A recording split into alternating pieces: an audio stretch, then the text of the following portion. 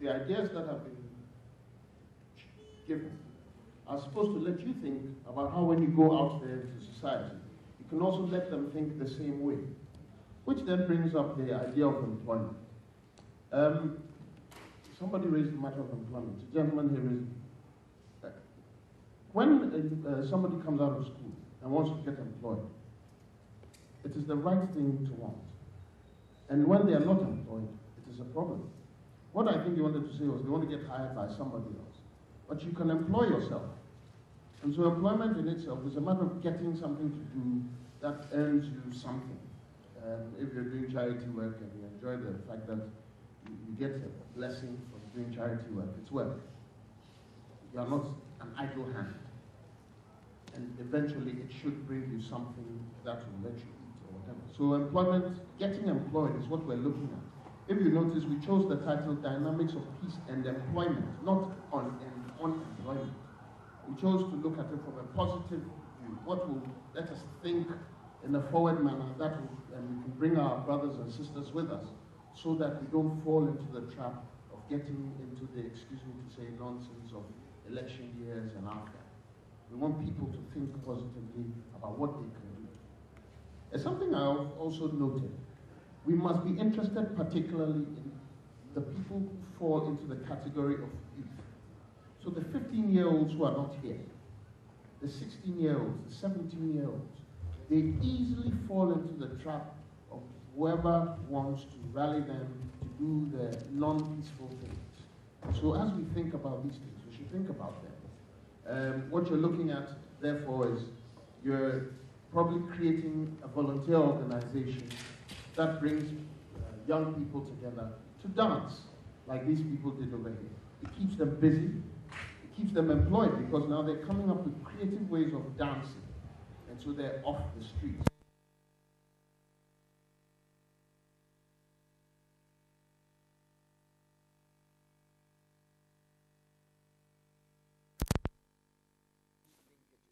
And therefore the culture of our employment sense should change. And it begins with those who fall into this category of youth. Do not wait to be employed by somebody else or hired by somebody else. Think about yourself. Now, I've written something here that came as a result of this, and I'll share this quickly and then keep quiet. I've written, every new birth potentially will account for a new idea. I have a son, he's sitting on the back there. I have another son, I have three sons. They do some of the craziest things on earth, and I don't let anybody stop them. Because they're children to start with. But you know, so was Bill Gates. So was Wangari Maathai. And out of something in that childhood experience, they grew to become those powerful people who we mourn today. So the point being, every idea is not a bad idea. It's just a matter of timing. So if you have a good idea and you can generate it, you can let it affect the next person. And slowly we cut down on this problem that affects the youth. And also cut down on the dependency on somebody being in power to empower you. You are the one who empowers those people. I'm into politics. If you don't vote for me or my people, we don't have power to do what you want. So if we don't keep those things in context as young people, as the youth, everything else falls by the wayside. So I hope that we keep these things in focus as we think of it. You're not only here for yourselves, you're here for thousands of people you are connected to by your leadership positions, no matter how big or small. Well, thanks, Nana. I think we will continue with the questions. A lot of people seem to have questions. So, yeah, Mr. MC. We'll still go by the same procedure. One from this row, one from that row, one from that row, and then we'll answer. And I believe one way of learning fast is to be inquisitive. Ask questions. Why, who, which, when, where. It brings a lot of, knowledge to the knowledgeable. Now, talking about this incubator, whatever, what is the name? Incubator. The incubator. There was a comparison with that of China that least having 3,000 tenants or something. Why would we compare just over 20 million population, Ghana, to more than 1 billion population. Let's look at the percentage first, and then we can do that kind of comparison. Because the way I know China, if you tell me there are many people here in China, but Ghana, we have only a few. Naturally, that's how it will be. There are too many that when they have 3,000 people, it's just a tip of the iceberg. Let's face it. So it's about the same.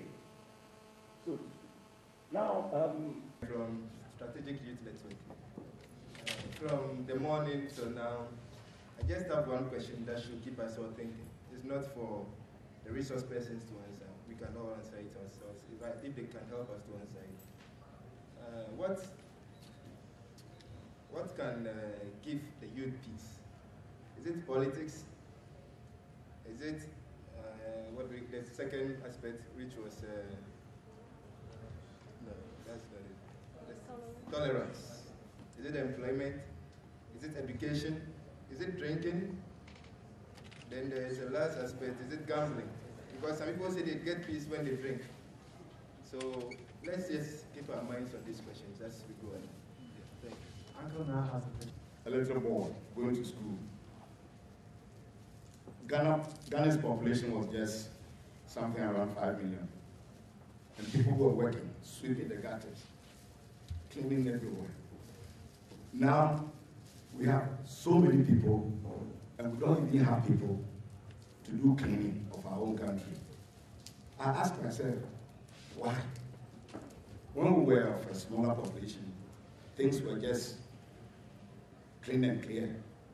Now that we are many, that some should go doing something else. Ghana is rather, growing from west to west. And I don't understand. We have our post office. There are no postmen. And people need employment. And nobody says we need postmen to go around with their bicycles, with their motorcycles to distribute letters. That is employment.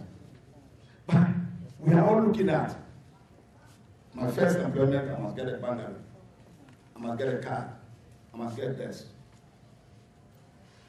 A journey of 1,000 miles begins with only a step. So I'm saying this because I used to be I'm the immediate past Director of Supply, Minister of Finance. I retired in 2008. And when people write for employment and you employ them, at the interview, they would rather ask questions rather than be asked questions. Like, so if you employ me, where would my bungalow be? Where, Jesus Christ. I want the youth to know that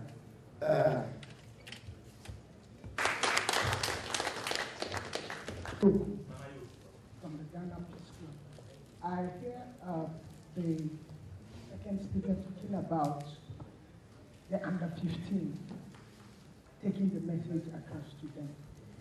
That's where the Ghana Peace Club comes in. We must take a two-pronged approach. The first approach is a pragmatic approach, or if you like, say a programmatic approach. The second approach is a structural approach. What we have here is a programmatic approach. A structural approach is that which enables us to build structures in our national government that makes peace a priority. For example, we've come out with a bill, and we are partnering with agencies and see how we can push the bill forward. It's called the Youth Peace Bill. What's the essence of the Youth Peace Bill? To help put an end to the dangerous cycle of youth violence. We're also having another bill called the African Child's Petition for a Culture of Peace. My concern and my question is, if there's a politician in the house, my question is, what effort are we making in our national government, in our structures, be it legislative, that makes peace a priority? Before I drop the mic, I'd like to use this podium to say the Ghana Peace club will be up in primary schools. The peace clubs are just for the primary level.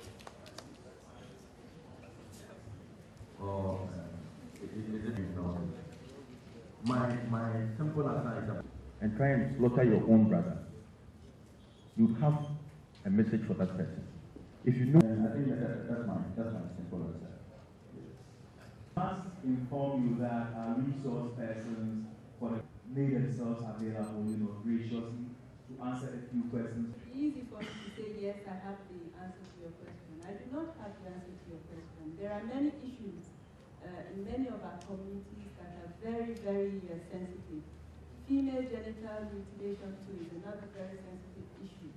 It is up to the people at the local level to talk to, I don't know, the elders, to the ombudsmen, or to whoever has the ear of the community, to try to discuss the best way of approaching such sensitive issues. And the problem is that if you do try to force these issues on them, you get an opposite reaction. So usually people tend to look at the UN and think that they have the answer to it all. We definitely don't. We come to the community level and try to see how they deal with sensitive issues and try to create some kind of forum, some kind of space to enable discussions, because you have to start discussing before you start even saying you shouldn't do this or you should do that. So I don't know, I don't think I've given you the exact answer you want, but you have to start with dialogue. And everything starts with dialogue. As long as you don't come into conflict and you don't try to force your opinion on people, you start with dialogue. Thank you. I think in which you have a gay person and who have to deal with this issue and bring those people who are affected like that together in a circle to begin to talk about the human aspects of this issue, to talk about the health aspects of this issue, to talk about how do we in fact together try to confront this. You don't go to somebody who doesn't have any sensitivity to this because it's not like it doesn't affect them yet, So I think that's what I would do if that came up. Yeah. Thank you. Acceptance of everything. Actually, whether good or bad, I have to accept it. And the question again is, what is good?